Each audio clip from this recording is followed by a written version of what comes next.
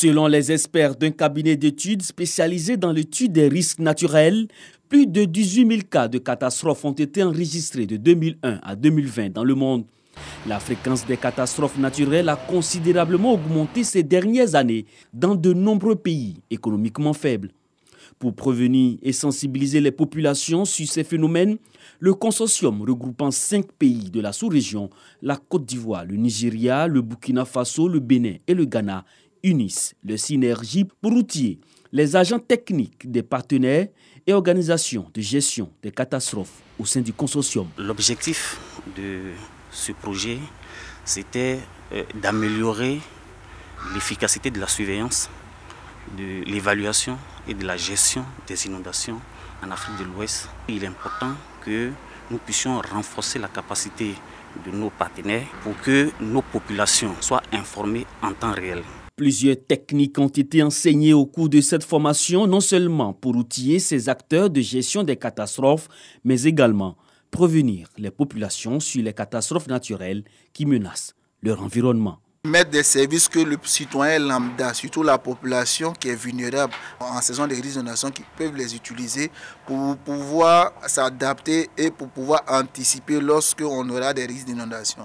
Raison pour laquelle nous avons développé des technologies qui est via l'utilisation des SMS ou via l'utilisation d'emails. Nous allons au-delà en utilisant les canaux qui sont propres aux populations pour pouvoir véhiculer des messages. Les griots, dans certaines localités, dans certaines zones d'études, nous avons des radios locales. Le consortium, à travers ces techniques, veut diminuer les risques des catastrophes. Pour des raisons liées à la Covid-19, cette formation s'est tenue par visioconférence. C'est connu. Pour leurs vertus, des plantes sont utilisées soit dans la production de médicaments, soit dans le cosmétique. Mais qui de l'État ou des communautés du territoire où se trouvent ces plantes doivent-ils en autoriser l'accès? À la fois l'État et les communautés locales, répond le protocole Nagoya via l'APA, entendez, accès aux ressources génétiques et le partage juste et équitable des avantages découlant de leur utilisation. Mais pour qu'on donne l'autorisation, il faut qu'on s'accorde avec l'entreprise ou bien l'individu qui ambitionne d'exploiter la plante. Si le partage éventuel des avantages qui pourraient résulter de la valorisation qui sera faite. Les chefs traditionnels des régions sont donc mobilisés pour connaître les droits reconnus par l'APA à leur communauté. Détentrices des territoires, des plantes et des connaissances traditionnelles associées, seules habilitées à promouvoir et protéger ces connaissances, habilitées aussi à accorder l'accès à ces ressources. Nous avons des représentations non seulement au niveau régional, mais aussi au niveau de tous les villages. Donc s'il y a un message à passer, la Chambre est la structure la mieux indiquée pour faire la promotion de l'APA. Il existe au niveau international un centre d'échange. Et ce centre d'échange-là, il permet que ce permis qui est délivré lorsqu'on rentre les informations, il devient un permis internationalement reconnu. Donc tous les pays qui ont ratifié le protocole voient qu'un permis a été délivré en Côte d'Ivoire.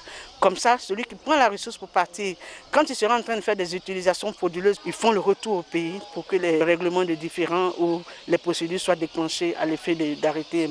Outre l'implication des communautés locales, l'initiative APA œuvre à la mise en place d'un cadre juridique et institutionnel, le partage juste et équitable des avantages qui découlent de l'utilisation des plantes. Il a l'appui technique et financier de la GIZ, la coopération allemande.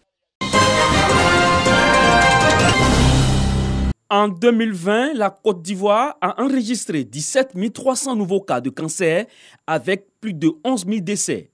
Au nombre de ces cancers figure en première position celui du sein. Cette maladie a causé la mort de 1785 femmes sur plus de 3 000 nouveaux cas.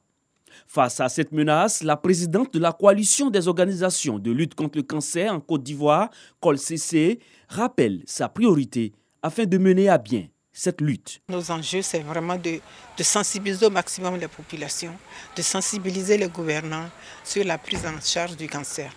Les populations, parce qu'il est bon de savoir ce qu'est cette maladie.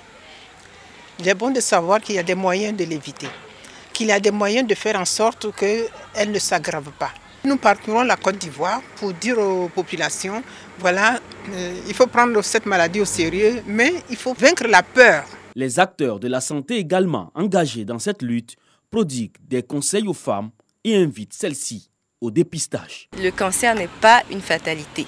Dépister tôt, le cancer se guérit. Donc, s'il vous plaît, rendez-vous dans les centres médicaux, faites-vous dépister, faites votre autopalpation à partir de 18 ans, chaque mois, quelques jours après les règles. Quand vous avez 45 ans, faites une mammographie chaque 2 ans pour pouvoir préserver votre santé. Rappelons qu'en plus de la lutte contre le cancer du sein, la COLCC envisage mener dès le mois de novembre prochain une campagne de sensibilisation sur le col de l'utérus.